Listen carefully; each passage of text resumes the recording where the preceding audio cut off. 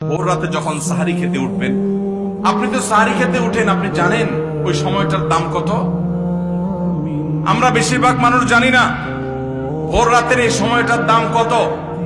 আরে ভাই, এই সময়ের দোয়া 1 মিনিটের দোয়া অন্য সময়ের 100 মিনিটের সমান না। অন্য সময়ের 100 মিনিটও এই ভোর রাতের 1 মিনিটের সমান না। এত মূল্যবান সময়। সাহারি খেতে উঠছেন, সাহারি খান, ভালো কথা, কিন্তু সাহারি খাওয়ার আগে পরে 10টা মিনিট জায়নামাজে মুসল্লাতে দাঁড়ান, একটু 2 রাকাত নামাজ পড়েন।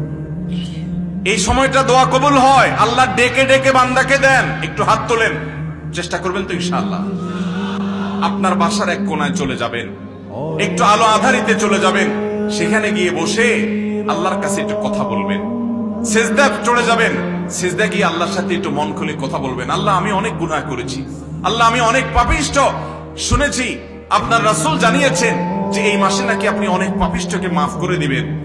আল্লাহ, আপনি নাকি অনেক জাহান্নামে যাদের নাম চলে গেছে জাহান্নামী তালিকাভুক্ত, তাদেরকে মুক্ত করে জান্নাত দিয়ে দিবেন, আপনি নাকি ওয়াদা করেছেন। আল্লাহ, আমাকে একটু তাদের মধ্যে শামিল করে দেন। আল্লাহ, আপনি দিলে আপনার কোনো অভাব হবে না। আল্লাহর সাথে একটু কথা বলা, মুনাজাত করা ভোর রাতে করার চেষ্টা করবো তো ইনশাআল্লাহ।